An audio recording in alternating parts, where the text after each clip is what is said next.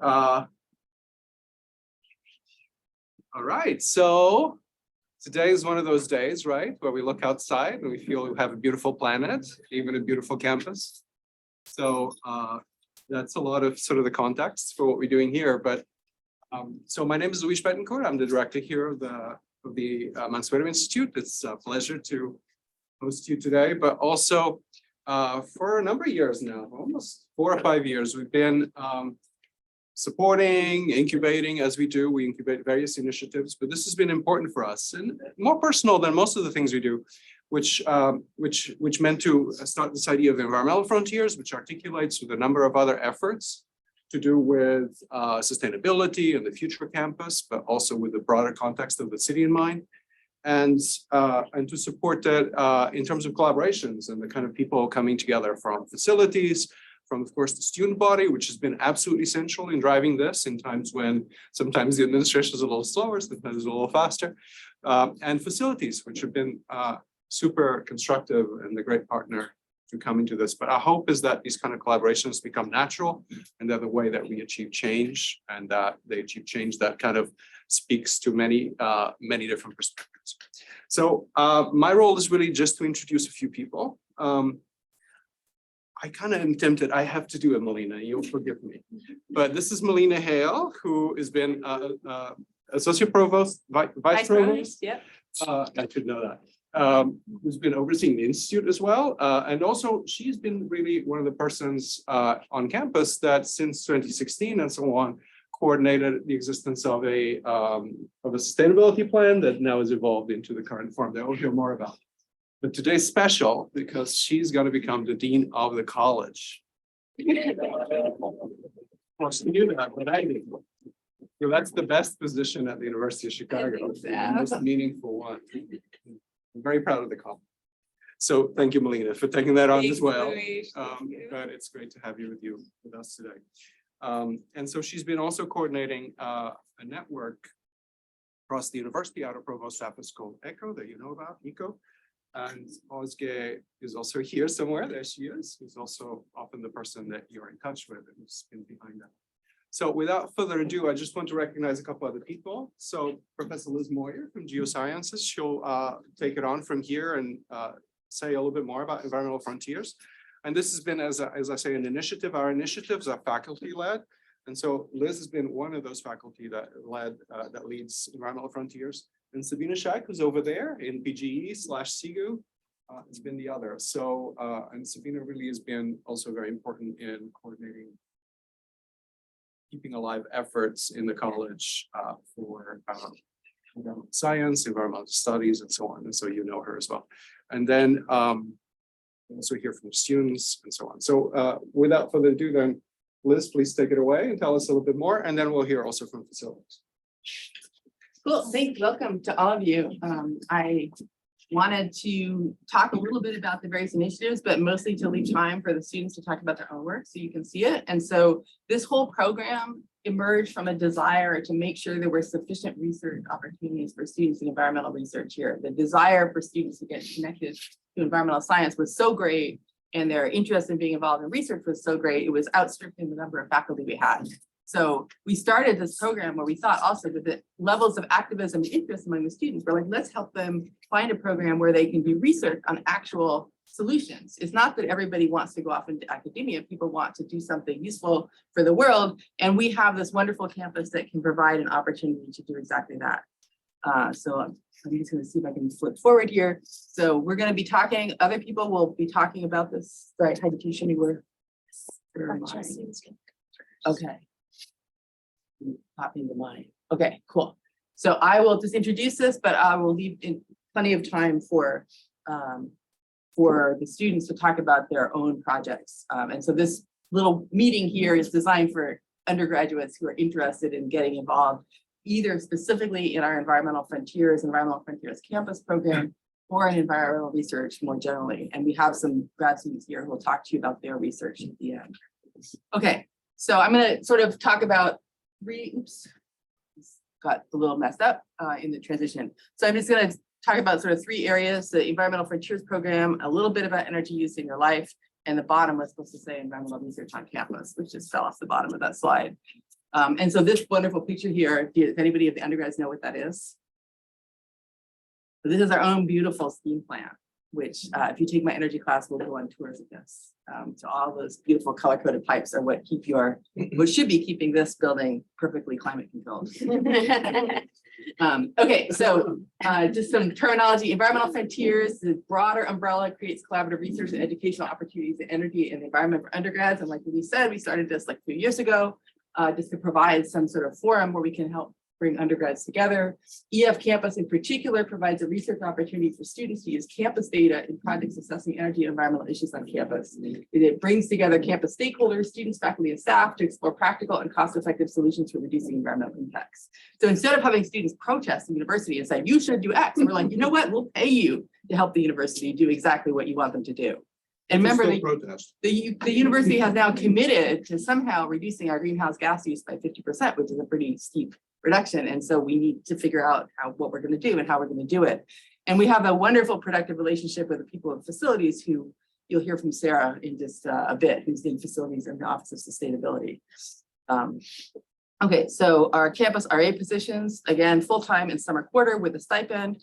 Working teams on projects sponsored by facilities and mentorship provided by a graduate student, and you'll hear from Jesse, plus faculty and staff, and we work on projects with both economic and environmental. Some example environmental for campus program or EF campus projects that we've done, and again, you'll hear more from the actual students. Evaluate the energy performance of the UChicago laboratory buildings, benchmark the performances of UChicago LEED certified buildings, worked on designing dashboards to present energy use. We've conducted cost benefit analyses for various energy projects. We're building tools for helping new faculty design their labs in the most energy efficient way, and especially evaluating cost trade-offs so they can go up to the provost and say, if you build me this thing that costs me a little bit more, you know, then we'll save this much energy. So instead of just having them be isolated from the bigger impacts of their lab design, to help them construct a facility that saves money in the long term. Okay, so energy in your life. Let me see if this works. If I can bring up this on the browser. So this is a project that was done. We have 2 undergrads working on these. Oops, this is not. We need to join. We need to harmonize. Can we just merge the displays?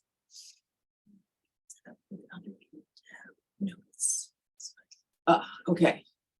So see if this works. Okay, so this little visualization is the history of energy use in the United States from 1800 to the present. This is just one of the examples of the kind of work that we do in academia on energy.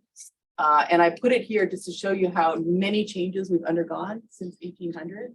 So it's both an example of kind of fun things what students can do here. This was done with a history PhD student. And he's currently hired 3 undergrads to help him work on plotting out all the infrastructure that went into this, and so we can make a evolving map of the infrastructure in the US. But this is now 2021, so you can see what it is that we use. This on the left side here, this is your primary energy use. On the right side is the sectoral uses, where that energy goes. So as the average American is all per capita, you use about 10,000 watts, which is, if you think about that, it's equivalent to 100 watt light bulbs. So you can think of your energy footprint as being about 100 light bulbs, or if you go a step further, that's about your food consumption is about 100 watts. So it's like you have 100 servants that you're feeding fossil fuels right now, and a little bit of wind and solar. Not much. You can see here's the wind. It's this tiny little line, so it's pretty small, right? So you're feeding them mostly fossil fuels, mostly oil, natural gas, and coal, which you saw shrank a lot. So that's what is going into your 100 servants, and that's what they're used for. And at the University of Chicago, I'll show you our use. So strongly, we purchase electricity. We use natural gas for heating and cooling. But when you look at a slide like this, and I'll let you guys play with it, or you can drag it. Sorry, we'll just let them play with it later. So we'll have some time afterwards to talk, and you can come and I'll sit there with my laptop and you can play with this visualization. We can talk about it, or you can talk to the graduate students about their actual research. But just to realize, like, the scale of your footprint, like you have effectively 100 servants, mechanical servants working for you right now. what are they doing? They're ventilating the university.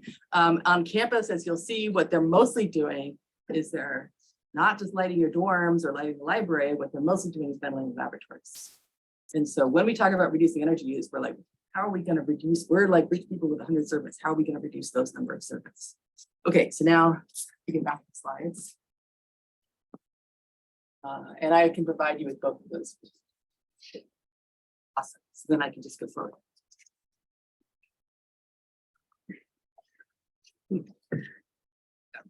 Cool. Okay, campus energy basics. How much money would you guys think that we spend on energy every year at the University of Chicago? Pretty big university, right? Like 5,000, 8,000 undergrads, something like that. We spend about 40 million a year energy.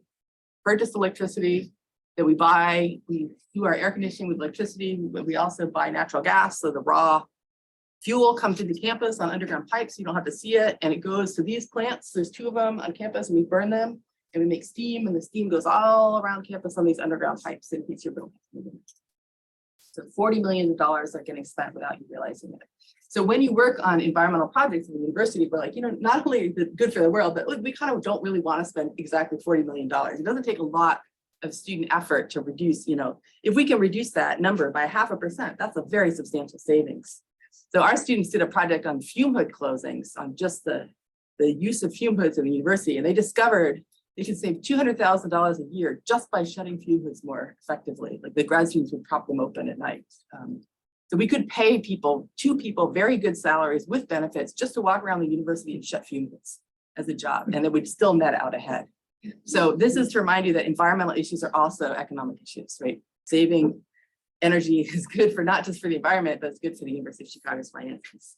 Okay, so to convince you that laboratories are the most important, here's a little thing I did before we even started this project. The first thing I wanted to ask is there even something for students to do? Like, is the University of Chicago like either amazing at energy use or terrible? It turns out we're not terrible. We're kind of look more or less like Northwestern, which means we're not like grossly out of whack with everyone else, but we also are not perfect. Most of our buildings are above national standards. Even our LEED buildings weren't performing as desired. And here is all of the buildings. This is the y-axis here is the energy use per square foot. So it's kind of like the normalized energy use of every building. And then these are divided by the types of buildings. So that's the athletic facilities in blue there. Here's your residences are light green. So this is why I tell you your labs don't really, your dorms don't really matter. Office buildings are all very low. Libraries, dining halls. These are just halls that we couldn't figure out what else is. So it's like Hutchinson, Rockefeller Chapel, big buildings that don't have any other designation. Teaching labs are all pretty small. And then we get to labs, which I divided into lab 0 are like physics labs, and lab here, these are the big bio labs that have like huge fume hoods, and wet labs, chemistry, maintaining animal facilities is a huge one. And then the hospital, which, you can't really do much about the hospital. And so you can see that per square foot, a chemistry intensive building like Searle is using, 4 times more energy than 4 or 5 times more energy than a residential dorm. So those are the big users.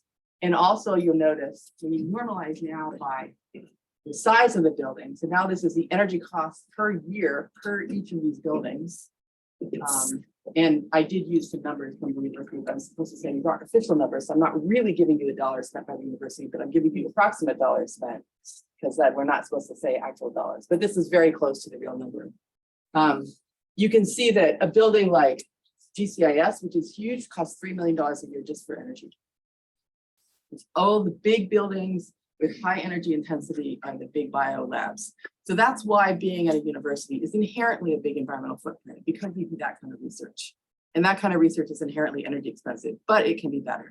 And it doesn't take a lot to save huge savings, like I said. And that's what our students are helping us do. I mean, they're working on projects across campus, also food waste, water usage, but the lab energy use has been a big focus because you see how dominant it is. And most of a lot of undergrads don't even know, what goes on in these labs, and you don't know that they exist, but that's our footprint, more than almost anything else. So the students will tell you about this and how much they worked on this, and this is why, because this is where you really need as a research university. But before I end, I just want to put up a little advertisement for the grad student talks. So we have a lot of other academic research on campus besides just this campus energy stuff. And one of my goals is to also make it easier for undergrads to get involved in research with faculty, which has been hard so far. Also often it's very informal. There's not jobs posted. You have to just kind of knock on a door and meet a faculty member. And how do you do that? And what's the code? So it has been a challenging thing for undergrads. We now have a CV repository where you can upload your CV. And we'll disseminate instructions for how to do that. So we're trying to make it more regular, even if it's an informal matching of faculty and students for jobs, that it's a little bit less intimidating to go knock on a door and talk to a faculty member, and you kind of learn the code that's required. And so this is just an example of the kind of research that we do.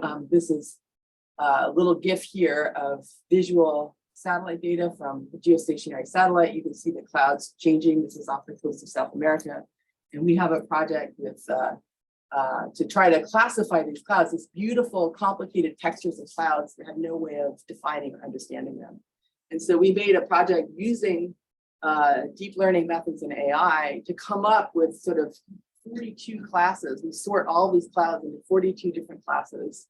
What you see here is every time the satellite overpasses, we classify all the patches of clouds. And then we learn something about the physics that undergo, that produce these very beautiful textures.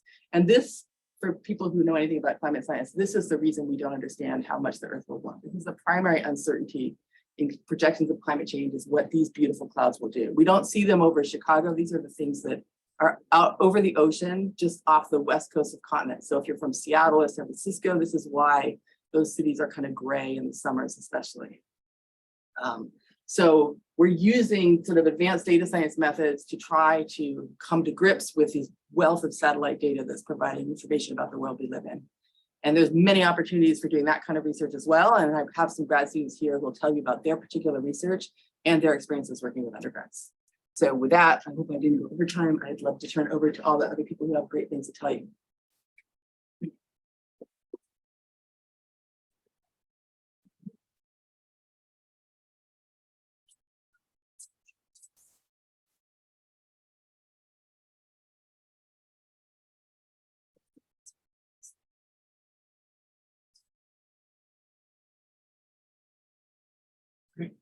Hi, everyone. I'm Jesse Altman. I'm the EF Campus grad student lead, and I'm a second-year MPP student at the Harris School of Public Policy.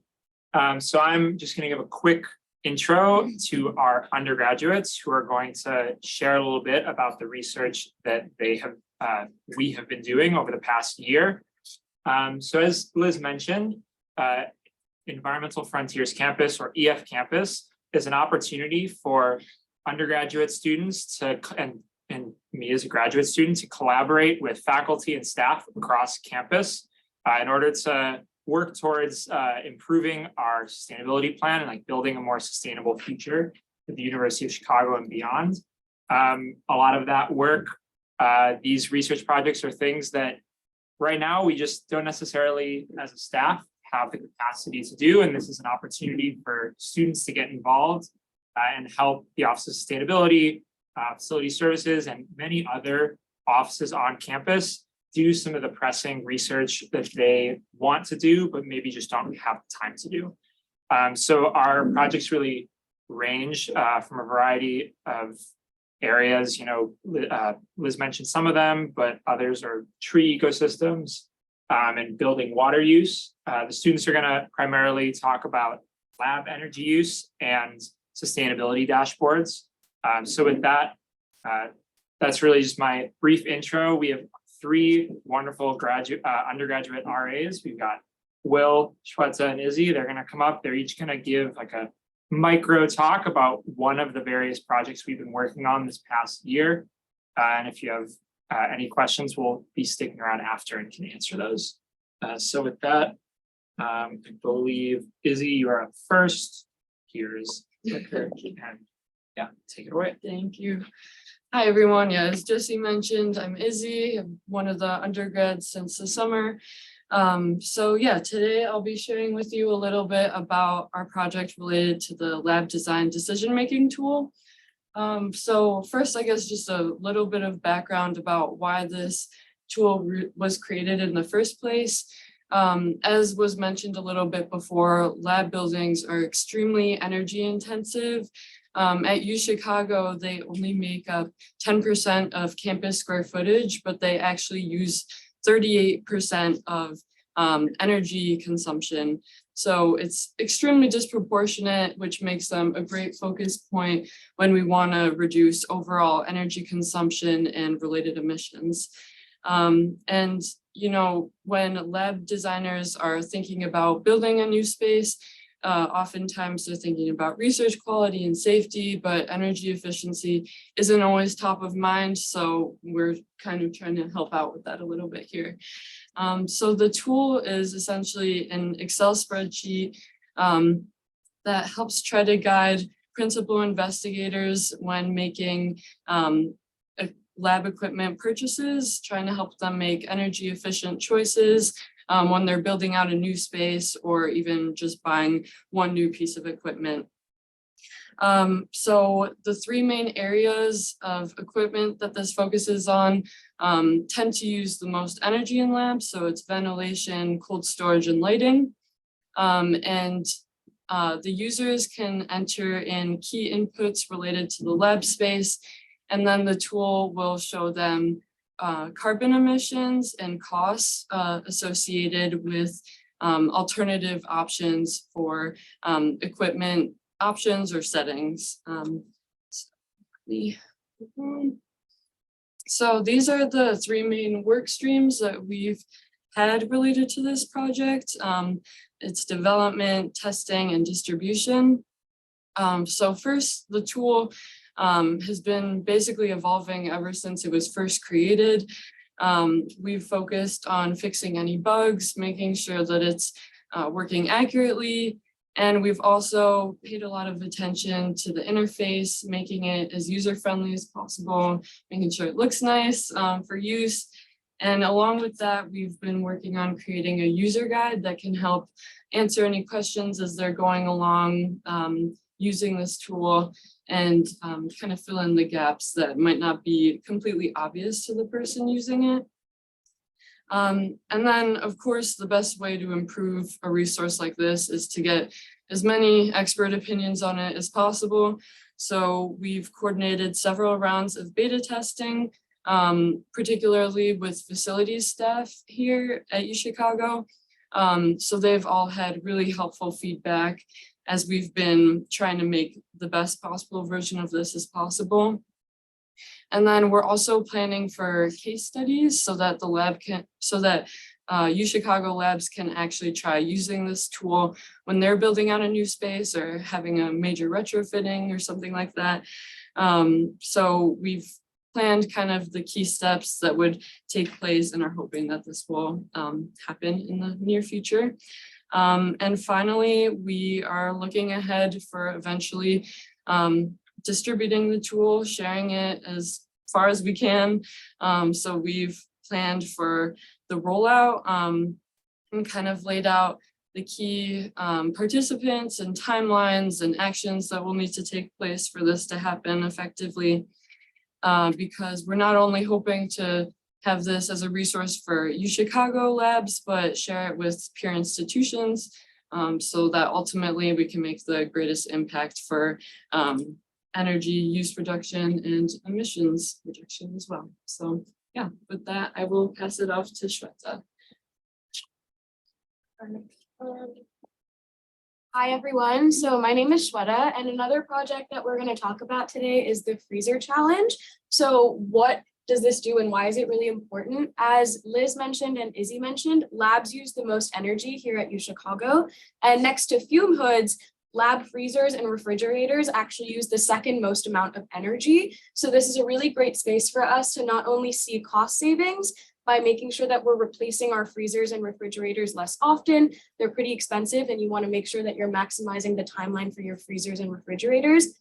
But two, making sure that you're realizing those energy efficiencies as well by making sure your freezers are operating at the best capabilities. If you have a dusty old freezer, it's not really going to do its job as well. So that's why labs and lab participants can make sure that they're utilizing their freezers to the best of their abilities. So what we're trying to do here is rolling out a local freezer challenge here at UChicago, as we have many, many research labs here on campus. It's a great place for us to make sure that all PIs and all lab people are equipped to do that. And what we've done basically is done some heavy research on what specifically we can change behaviorally very quickly to make sure lab PIs and people in labs can just better use their freezers. Some of those tasks I'm going to go over on the next slide. But after that, we're going to collaborate with labs and we're going to be like, hey, here's some things that you can do. And they're going to chart their accomplishments over the course of a year, at the end of which EF Campus and all of us will collect and analyze that data and make sure that we can reward all of those labs with for their positive behavior with prizes. So some of those tasks are just cold storage practices that Izzy also mentioned in her slide. One of those includes defrosting freezers. So freezers need to not have a lot of ice buildup to make sure that they're working at their best capacity. That ice layer is actually only 1/2 inch, which is a pretty small amount of ice, and that builds up pretty quickly. And so labs don't clean as often as they should. And that's why having the freezer challenge will make sure that they can really see those energy improvements day in and day out in the lab. We're also suggesting things like cleaning freezer coils, which are actually outside the freezers, but any dust in that area can slow down the rate of function within a freezer, which is a very chemistry-oriented process I don't know a lot about, but it's something that's been shown internationally and at other peer institutions to improve energy efficiency. And then the other two things are very quick and easy. It's just making sure that labs are getting rid of old samples within freezers. Those can build up over time, and any extra weight within your freezer will make sure that it's running improperly, and we really don't want that to happen. And the last thing is just wiping down door gaskets. So every time a freezer door or refrigerator door is opened, ice can build up very quickly because of condensation. And so making sure that labs are continuously cleaning those doors will also improve those cost and energy savings that we've seen. So over the next few weeks, we're planning to just finalize the proposal for this challenge and roll it out across the university in those initial labs to make sure they can not only experience fume hood energy savings, but also freezer savings. I'll pass it off to Will.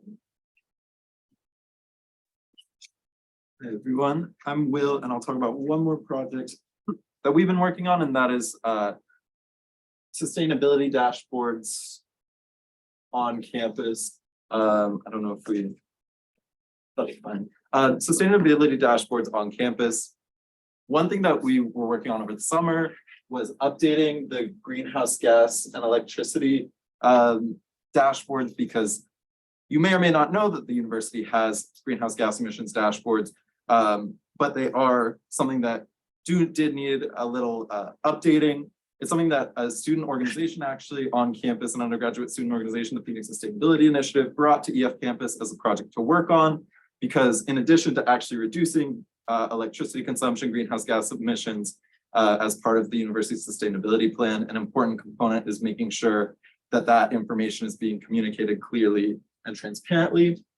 And so what the team over the summer was working on were 3 components in particular: digital accessibility for the data dashboards, which includes making sure that dashboards are accessible to people who are colorblind, are using only, who need alternative text, who need visual focus indicators, any sort of disability that may inhibit their access to the current dashboards. We tried to make those dashboards more accessible to everyone. Another component was usability, making sure that the dashboard's easy to access, easy to navigate, and then the design is intuitive, uses the university's branding guidelines, and clearly communicates the necessary information about the greenhouse gas consumption and the decreases in greenhouse gas consumption that we hope to see over time. And then what we've been working on during the academic year is expanding these dashboards to other components of sustainability on campus, including campus waste and dining, which is another generator of a significant amount of waste and just sustainability oriented consumption. So we've been creating a data dashboard for waste, including landfill waste and recycling. These are not finished yet. As you'll see, there are some components that may be confusing, like right here. We noticed that the waste hauler was changed, and so the data that we're collecting is actually different. And so we're looking through all these data to make a dashboard that really is intuitive and can hopefully be on the Office of Sustainability website soon. We've also created a UChicago Sustainability Dining report, reporting on dining's progress towards its own sustainability goals, including a wide variety of categories, including cage-free eggs, fair trade coffee, RGBH-free dairy, all sorts of sustainability-oriented components of dining. And then we hope to also expand this to creating dashboards for transportation on campus, so that we can really have a well-rounded repertoire of dashboards that really show the where's the status of sustainability on campus in all aspects. Thank you. Thank you. Yeah, so that's just some of the work that our students have been working on. They'll be around afterwards if you want to ask more questions. There are other projects that have been worked on as well. And just a quick plug for any undergrads out there who are interested in doing this type of work. The application is still open for summer RAs. So you're welcome to scan the QRL code or go to that link. If you're interested, you're welcome to apply.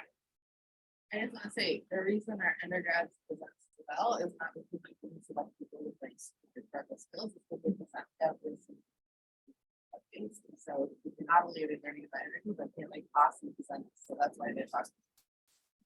Yes, thank you. Yeah, we are giving weekly presentations to our stakeholders during the summer and bi-weekly presentations to stakeholders throughout the academic year.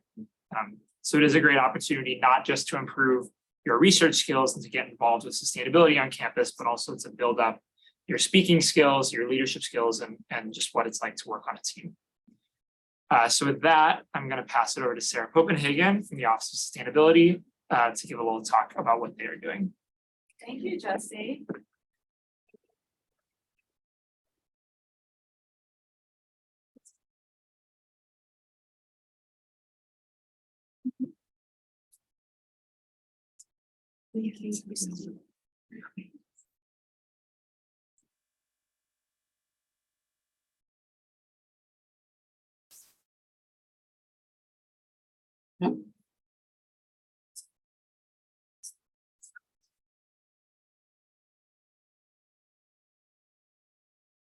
Welcome, everybody. Thank you for coming. I feel like I'm in a very supportive room with a lot of familiar faces and colleagues and friends, and that's really exciting to be here. And I'm really impressed with the turnout. So thanks everybody for coming. My name is Sarah Copenhagen. I'm with the Office of Sustainability, which sits within Facility Services. And I manage the university's sustainability plan and associated projects. And I'm also responsible for university sustainability reporting. But I do want to take a moment to introduce Maureen McMahon. She's a new staff member in the Office of Sustainability. We're absolutely thrilled to have her. She joins us from the Physical Sciences Division. She's a seasoned communications professional. She started a couple of weeks ago. Is this your third week, Maureen? Yes. Yeah, and she's already hit the ground running. She has really gotten us going with the communications plan and execution of that plan for the Office of Sustainability and just sustainability on campus. There's been some news stories that have already gone out under her leadership. So I just want you all to welcome her and meet her today because we're thrilled to have her. So can I actually use the keyboard to advance to? Yes. Okay, so I'll do that. So first I want to talk to you a little bit about the history of the University of Chicago. This is a letter from 1926. It's from Max Mason. He was the university president at the time. And if you just take a look at what he says on the right-hand side, it shows you that sustainability has been a consideration at the university for a very long time. And just judging by what's written here, it looks like at the time they considered sustainability to be about environmental considerations, but also financial considerations, which is interesting because that's still how we define it today, but we do add also the social piece into it. So when we make decisions in the office, we set goals, we take all three things into consideration, the environmental, the social, and the economic. And I think I have more slides there than we have time for, so I might skip a few. This is just to give you an idea of the timeline of the office.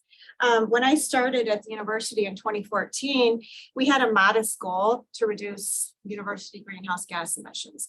It was 20% by 2025, but on a per square foot basis, not absolute emissions. And we had not quantified our emissions before, so it was pretty hard to say how we were doing at that time because we didn't know. So we created our first sustainability plan baseline report in 2016, where we could really assess our progress and put that out there and quantify our emissions. It wasn't even really assessing progress at that point. It was like, these are the goals, these are the areas that we want to work on. But as far as establishing a baseline for the greenhouse gas emissions, that's when that took place. So then when we looked at the data, we realized we need a plan. You know, what are we doing? We need to reduce emissions, and what is that plan going to be? So we developed an initial plan in 2018 to meet that initial goal to reduce greenhouse gas emissions. And then in 2019, we were fortunate enough to have an energy management information system implemented. It's called Energy Cap.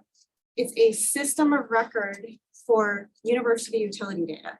In the past, we had used spreadsheets. It was very time intensive, and this really brought us up to modern times so that we could look at our natural gas, electricity, steam, and water usage.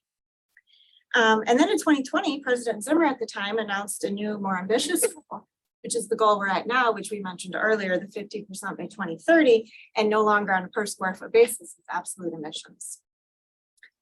So then in April 2022, we released a new greenhouse gas emissions plan to be in alignment with the new goal. All of that's available on our website if you want to read further. So then this is what our sustainability plan looks like. This is actually the most recent update at a snapshot of each of our 9 areas.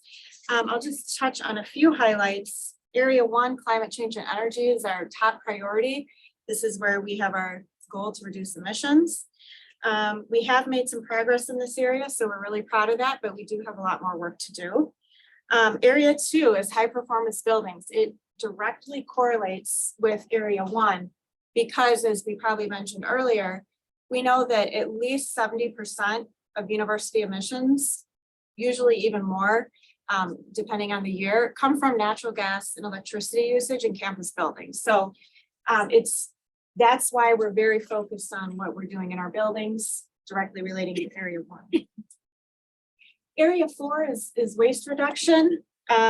It's 4% of university emissions, but it is high profile. Everyone sees waste. It's, you know, everyone's interested. Why is there all this garbage around? Are we recycling? And students are very interested in it. So I do like to talk about it. We're happy to say that we're diverting 43% of our waste from landfills. Our goal was 40%. Now we're at a point where we want to develop new goals and figure out how to advance that further, which is part of the new greenhouse gas emissions reduction plan. I like to also mention area 5 because everyone likes to eat, everyone needs to eat. Food systems. Also very visible on campus. So you may have noticed we have a new food vendor, Chartwell's, on campus, and they are very committed to sustainability. So we're working with them on several initiatives, including the dashboard you saw earlier with the dining data. And we recently achieved green restaurant certification for dining at both Kathy and Logan, 2 stars. So our next goal is to get 3 stars for each of those. And then after that, incorporate additional dining locations. And then I do want to mention area 8, procurement. There's a new print from Anywhere project. Some of you may have used this. It's a collaboration between IT services and procurement. The fleet of devices that we were using on campus was anywhere between 4 and 21 years old. So those were all replaced with a single Canon at each location, and you use your UChicago ID to print. It's more sustainable, it saves money, and is more secure. The machines are off until you walk into the room. It avoids issues with people who don't pick up their prints because it does not print until you are standing there tapping your badge. So there's less waste. And the Canon devices are more energy efficient than the devices that were replaced, the older devices. It's less maintenance. And then also they've established the black and white 2-sided printing as a default to encourage people to do that. Lastly, on this slide, I would like to mention building awareness and partnerships. The biggest part of that is EF Campus, which you already heard a lot about. So I'm just gonna go ahead and go on in the interest of time. What we're looking at here is the university's greenhouse gas emissions inventory. This is a profile. It looks at emissions by fiscal year, and the top line in maroon is how campus square footage changes. So we are dealing with the challenge of growth on campus while still trying to reduce emissions. So as you can see, the emissions are broken down by scope. Area 1 is natural gas. That's our second largest contributor to emissions on campus. There are a few other smaller areas in area 1, but the biggest for scope 1 is the natural gas. Then area 2 is electricity. That is by far the largest contributor to emissions on campus. And this is where we see the blue and the gold together is at least 70% of emissions, like I mentioned earlier. And then area 3 is in green, and that is scope 3, and it's optional reporting. But any place where we have verifiable and reliable data, we do optionally report on scope 3 for transparency reasons. The protocol requires that the data that, be verifiable and reliable, and of course that's what we want anyway. So we do report on air travel, and we know that that's the third largest contributor to emissions.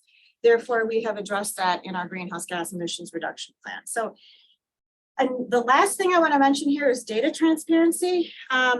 One of the things that I've been working on with EF Campus and even before that is just dashboards and transparency with our data. We've been able to do that because we've gotten new technology. I mentioned the systems of record earlier with the utility data, but we just implemented a project called Project Cowbell, which is the university's system of record for sustainability data. And this system automates the quantification and visualization of greenhouse gas emissions. It provides quarterly informal reporting on the scope 1 and 2 natural gas and electricity, so we can see what's going on. We don't have to wait until the end of the year to determine where we're at. It provides the annual reporting at a more expedited basis, and less staff time is needed then. And we also have a data warehouse, and it houses the historical data, the new data. It does calculations and integrates with the energy cap that I mentioned earlier. It also integrates with Archibus, which is the university's system of record for space data. This is the first implementation of Tableau, is where these were generated. First time we've done it in facility services.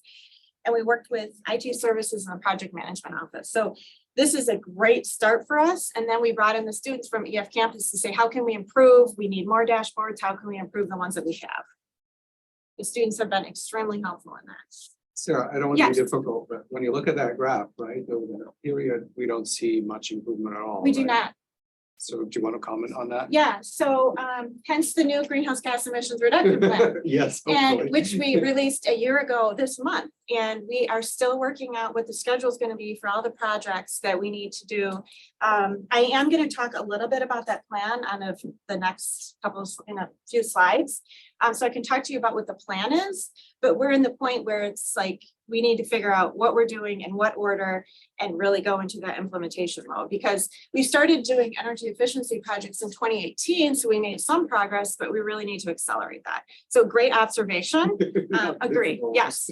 Just a quick question. I think the biggest number that's changed is the 2021 green portion. Right. Like, was that like incomplete data or is it? No, that's actually because of COVID.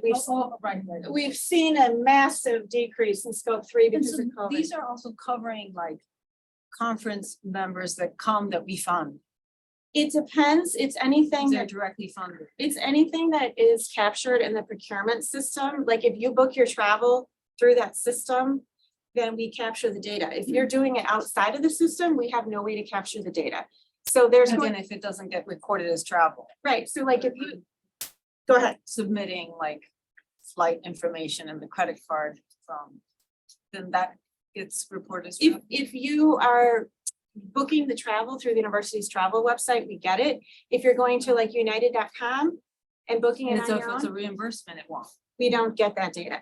So it's very important. That's a very good point. I'm glad you brought up that if you're booking travel, please try to book it through the university system if you can. We do encourage that for a couple of reasons. Number one, we can count the data because we have access to it. Number two is for your safety.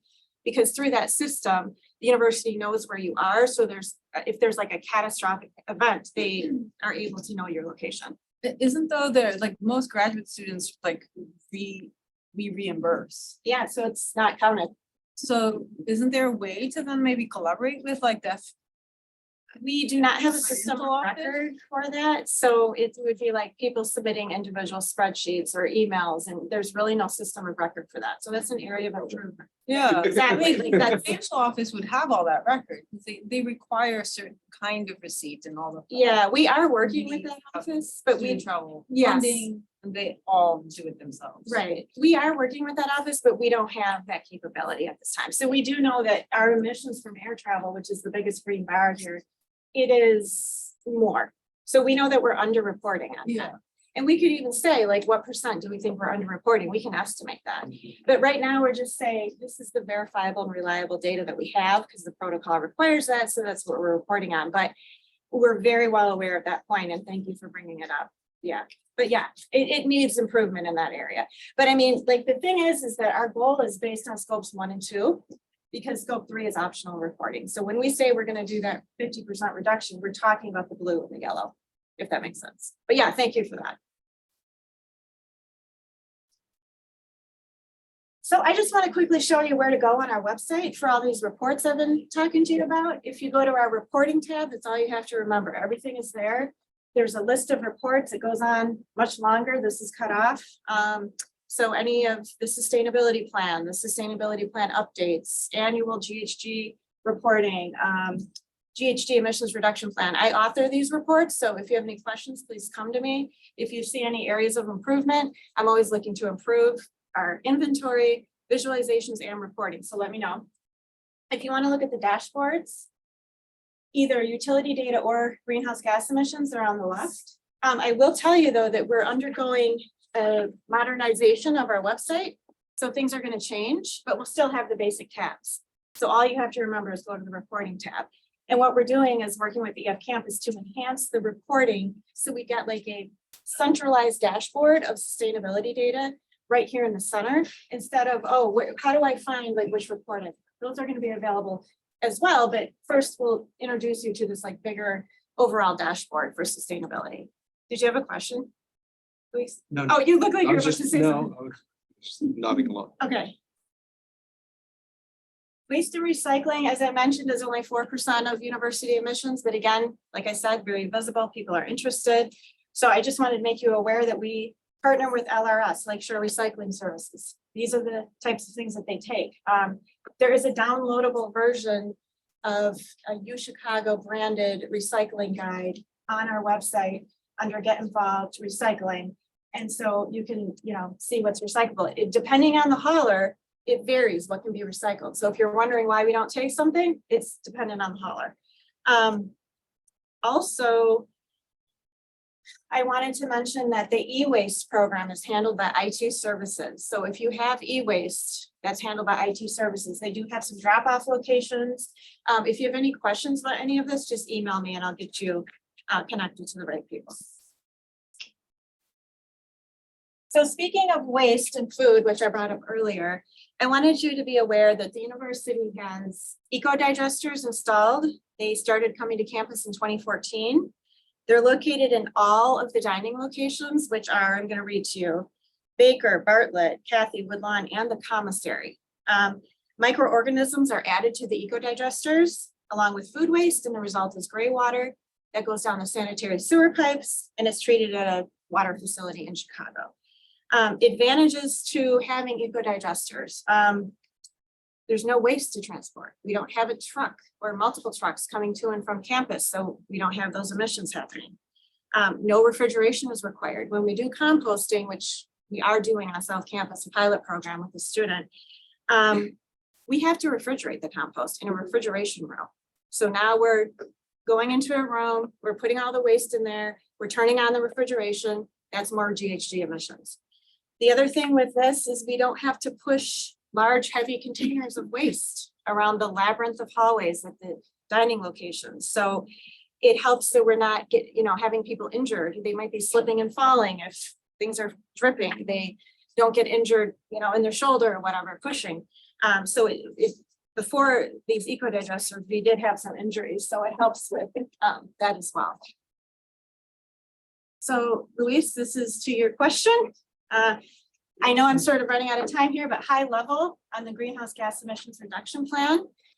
This is the general concept of the paths or strategies that we follow to reduce university emissions. The first is to avoid. As you know, we have campus growth. I showed you that earlier. There's new buildings going on. So what we do is we make sure that when we're building these buildings, we are specifying an energy requirement that far exceeds code so that we can be producing, at least when we're building a building, it's energy efficient. We also follow LEED. We're required to get, I think it's LEED silver at a minimum for any construction project over about 5 or 6 million. And then the next thing is to reduce. So for our existing buildings, we need to implement energy efficiency measures, which is the huge thing that you asked about earlier, Luis, that we're planning out how we're going to continue to do that because we have started it. And that'll cover about half of our reduction is if we can actually implement all these energy conservation measures in our buildings that we want to do, that's going to get us about halfway to our goal. And the next thing is to substitute. So this is replacing high carbon intensity fuels with low carbon emission fuels. An example would be renewable electricity, the use of renewable energy for electricity. This will help us get to the other 50% of our goal. And lastly, we have offsets. It's not part of our plan right now, but if we wanted to be able to exceed our goal, we could do that with using offsets. Lastly, I want to talk to you about getting involved. There are so many ways to get involved. If you go to the Get Involved tab on our website, you're going to see this huge list of things that you can click on to get involved. The first thing I'd like to mention is UChicago Eco out of the Office of the Provost. And it actually is a nice way to locate events, activities and opportunities. It's all like in one kind of a one-stop shop. So that's a great website to go to. EF Campus, I'm going to skip over because we've already talked about it. Green Fund is an initiative run through Campus and Student Life. It's in partnership with the UChicago Environmental Alliance and Student Government, so a student group. Grants are available, so if you have an idea of a project you want to implement on campus related to sustainability, please do submit a proposal application, and then it'll be evaluated through Green Fund, and you can reach them at greenfund@uchicago.edu or just go to our website and click on Green Fund. Lastly, here is the Register of Student Organizations and Sustainability Ambassadors. So we work a lot with Phoenix Sustainability Initiative, which was mentioned earlier. They've been a great help and a great partner over the years. So that's a wonderful organization to get involved with. They have a lot of different groups covering different areas of sustainability and ways for you to get involved. Lastly, the Sustainability Ambassadors is a program in the housing system. So it's a leadership role where you would be a liaison between facility services and your house. And you can carry that information back to your house and disseminate it and point out problems or concerns or ideas to us that we wouldn't be aware of because we're not living in the residence hall. So if you're interested in that, please contact your resident head. And at this point, I just want to say a huge thank you. I am so happy to be here, and just to see this many people here is really exciting. So we can have discussion, networking, eating at this time. So please contact me if you have questions, and thank you for your time and thanks for coming.